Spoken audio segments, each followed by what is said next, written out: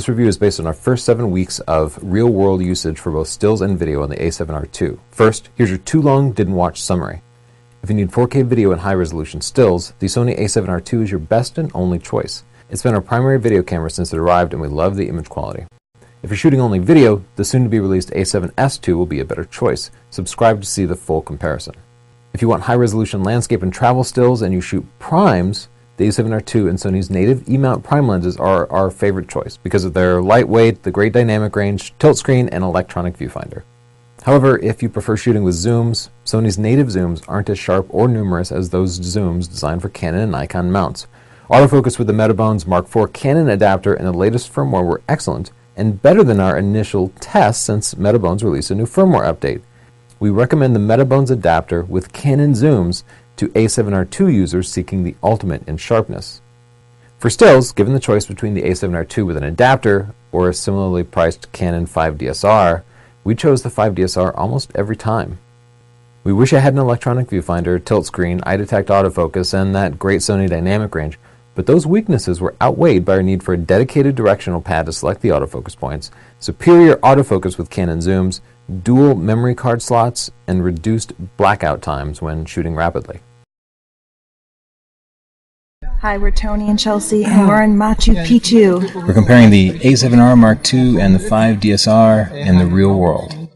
If you want both great video and stills, the A7R II is the ultimate camera. The electronic viewfinder helps you film in bright light, and the image quality creates great-looking video even at night. S-Log allowed us to capture a massive dynamic range, including bright clouds and deep shadows.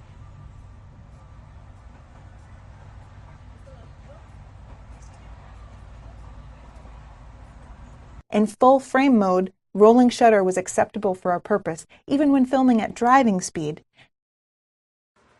At night, we switched to Super 35 mode to reduce noise.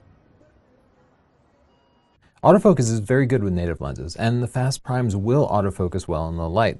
While there are great, sharp native primes for the Sony E-mount, the zoom selection can't compete with Canon and Nikon for quality and variety, and we needed zooms for this trip. Based on DxO Mark sharpness measurements and our calculations, the Sony 16-35 is about 40 to 50% less sharp than the Canon, and it's more expensive.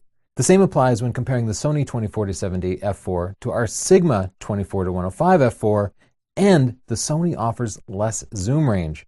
Sony has no native f2.8 E-mount zoom lenses. Fortunately, we can and did use our Canon lenses on the A7R II. With the Metabones Mark IV adapter, autofocus works pretty well for shooting stills. Adapted autofocus doesn't work great when recording video. See how the autofocus hunts and then moves in steps? This was a constant nuisance. Manual focus, however, is easier and more accurate than any DSLR and was good enough to get the job done in low light when the autofocus failed with our adapted lenses. DSLRs also make it easier to select a specific autofocus point. Most Sony users recommend using all the autofocus points, and that works great about 80% of the time. And about 20% of the time, it just leaves you frustrated. This is our favorite camera ever for night photography. The bright viewfinder gives us superhuman vision, making manual focusing on stars easy. Off the tripod, the stabilized sensor allows us to use long shutter speeds with fast primes so we can use low ISOs. On a tripod, the tilt screen helps tremendously. Compared to the 5DSR, battery life was a nightmare. A battery grip could help, but it offsets the size and weight benefits. We used 3 batteries per day with the A7R II, and just getting them recharged every night was difficult. The USB charging helped.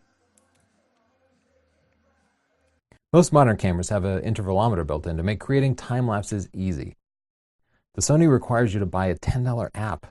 That's just a drop in the bucket, but the app interface is slow and clumsy.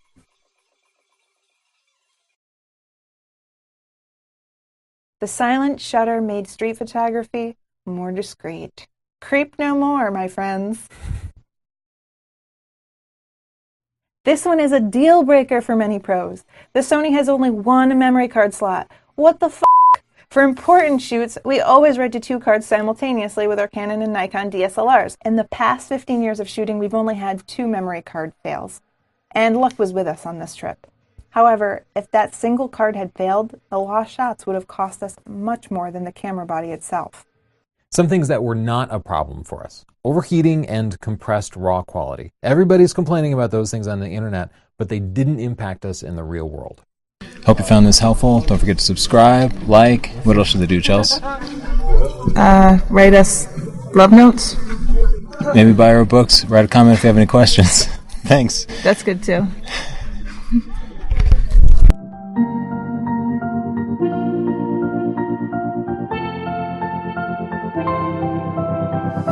I